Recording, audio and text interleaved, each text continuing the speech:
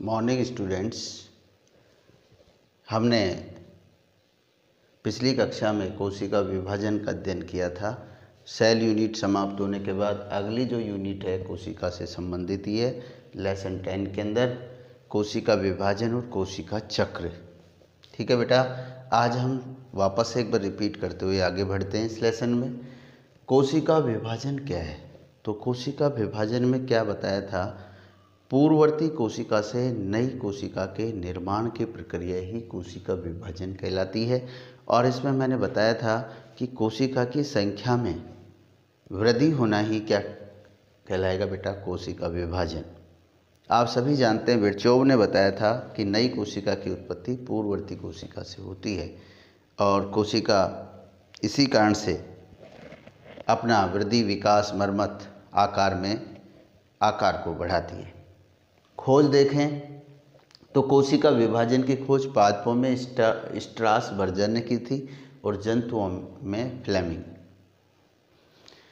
सन नहीं है बेटा इसकी।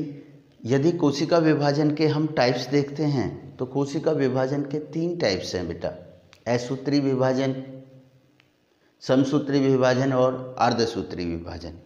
इंग्लिश में कहते हैं एमाइटोसिस, माइटोसिस और मियोसिस। कि कोशिका विभाजन का उद्देश्य क्या है? तो देखो बेटा, कोशिका विभाजन का उद्देश्य क्या है कि कोशिका अपनी संख्या में वृद्धि करने के लिए, अपने आकार आकृति को बढ़ाने के लिए, जनन करने के लिए, घावों की मरम्मत के लिए क्या करती है बेटा, विभाजन करती है। जैसे आपने देखा होगा कि पेड़ की टहनियों को काट दिया जाता है और वापस से पेड़ की टहनियाँ आ जाती हैं, तो ये विभाजन है, कोशिका विभाजन है, जहाँ समसूत्री विभाजन हुआ। अब देखो बेटा, इसका कारण क्या है कि होता क्यों है, कि कोशिका विभाजित क्यों होती है? तो आपको पता है, केंद्रक और कोशिका द्रव का एक निश्चित आयतन होता है जिसे केंद्रक द्रव्य गुणांक कहते हैं। केंद्रक कोशिका द्रव्य गुणांक कहते हैं और इसमें परिवर्तन के कारण ही कोशिका विभाजित होती है। अब देखो बेटा, इसके बाद अगला टॉपिक आ जाता है कोशिका चक्र, सेल साइकिल। सेल साइकिल और कोशिका चक्र क्या है? तो ध्यान देना कि कोशिका विभाजन की प्रक्रिया एक प्रोसेस में होती है, एक चक्र में होती है, एक सिस्टम में होती है, जिसे ही हम कोशिका चक्र कहते हैं। और कोशिका चक्र की सबसे पहले जानकारी देने वाले 2 वैज्ञानिक थे, एक हार्वर्ड और दूसरा पेल्क, जिन्होंने 1953 के अंदर कोशिका चक्र की जानकारी दी थी। अब देखो बेटा, इसमें क्या होता है कि पूर्ववर्ती कोशिका जब नई कोशिका का निर्माण करती है तो कई प्रोसेस से या चक्र से गुजरती है, जिसे ही हम कोशिका चक्र कहते हैं। और इस कोशिका चक्र में लिया गया जो समय होता है उसको जनन काल, पीढ़ी काल, कोशिका विभाजन काल कहलाता है। और जिसका समय कितना है बेटा, 20 से 30 घंटा। कि एक कोशिका विभाजित होकर नई कोशिकाओं का निर्माण करती है तो उससे 20 से 30 घंटे का समय लगता है। कई बुक्स वाले 18 से 20 बता देते हैं, कई 20 से 22 बताते हैं, कई 24 से 30 बता रहे हैं। इसलिए मैंने इसको कितना लिया बेटा, 20 से 30। थोड़ा कंफ्यूज था, क्या बताया, कई बुक्स वाले 18 से 20 बता रहे हैं, कुछ 20 से 22, 24 बता रहे हैं, कुछ 24 से 30 तक बता रहे हैं। तो हमने क्या ले लिया नीचे का, 20 से 30 आवर्स। ठीक है, ये कई बार पूछा गया है कि कोशिका विभाजन का काल क्या है। अब देखो बेटा, कोशिका चक्र को हम 2 प्रवस्थाओं में बांटते हैं, फेज में, अवस्था नहीं, क्या बता, प्रावस्था में बांटते हैं। एक कोशिका विभाजन को हार्वर्ड और पेल्क ने, कोशिका चक्र को हार्वर्ड और पेल्क ने 2 पार्ट्स में डिवाइड किया, 2 भागों में। एक अंतरावस्था जिसको इंटरफेज कहते हैं। पहला पार्ट कौन सा है बेटा, अंतरावस्था जिसको इंटरफेज कहते हैं। दूसरा है विभाजन प्रावस्था जिसको एम फेज कहते हैं। क्या कहेंगे बेटा, एम फेज। तो क्या बताया, हार्वर्ड और पेल्क ने कोशिका चक्र को 2 पार्ट्स में विभाजित किया। पहला अंतरावस्था इंटरफेज और दूसरा विभाजन प्रावस्था एम फेज। इसमें समय अधिक लगता है और इसमें समय बहुत कम लगता है। देखो, कोई भी युद्ध होता है तो उससे पहले तैयारी की जाती है। मकान बनाते तो उसके लिए मटेरियल इकट्ठा किया जाता है।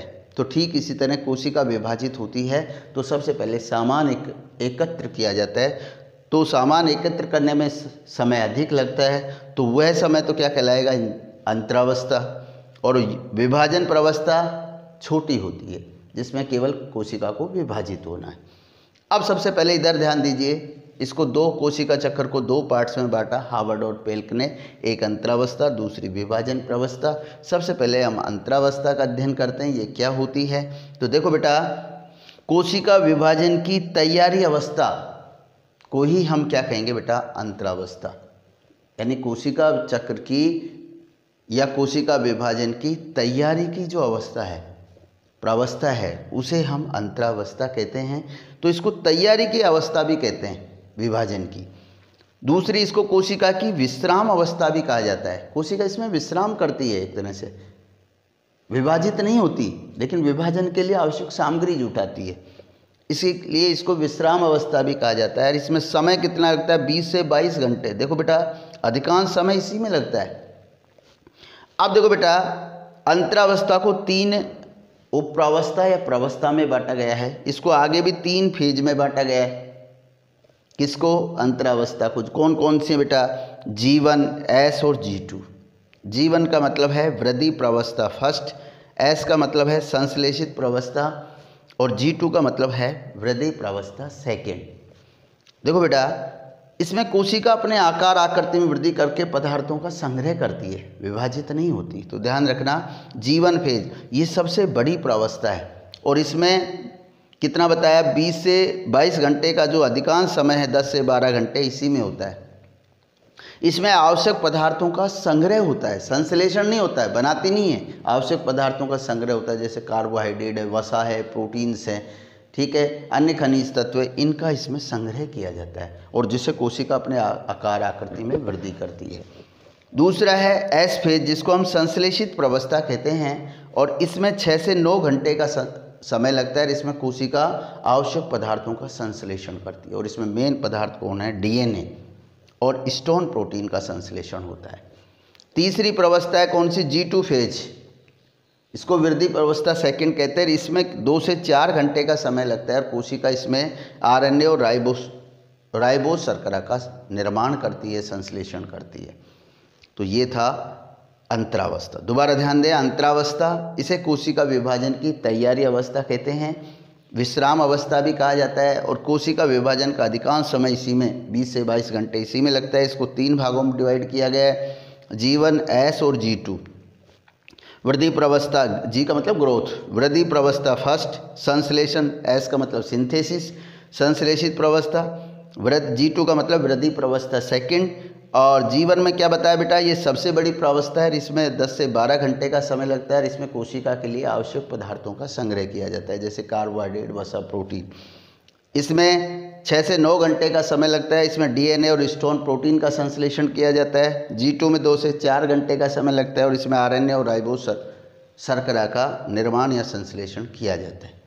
कई बार क्या होता है, जैसे ही कोशिका की जो इंटरफेज होती है, तैयारी की अवस्था, उस दौरान कुछ अवरोध आ जाते हैं, तो उसमें क्या होता है, एक होती है G0 फेज, जिसको हम सुषुप्त प्रावस्था कहते हैं। कई बार क्या होता है, कोशिका विभाजन के लिए इस अवस्था में प्रवेश करती है, लेकिन अनुकूल परिस्थितियां प्राप्त नहीं होती हैं। तो उस स्थिति में क्या होता है बेटा, कि कोशिका सुषुप्त अवस्था में चली जाती है, निष्क्रिय हो जाती है, सुषुप्त अवस्था में चली जाती है, जिसको G0 फेज कहते हैं। ठीक है बेटा, इसके बाद हम विभाजन प्रावस्था का अध्ययन करेंगे कल। तो ये थी अंतरावस्था। तो आज हमने अध्ययन किया कोशिका विभाजन, खोज, टाइप्स, उद्देश्य, कारक, कोशिका चक्र के पार्ट्स। कल अध्ययन करेंगे इसके सेकंड पार्ट्स का। Thanks, have a nice day.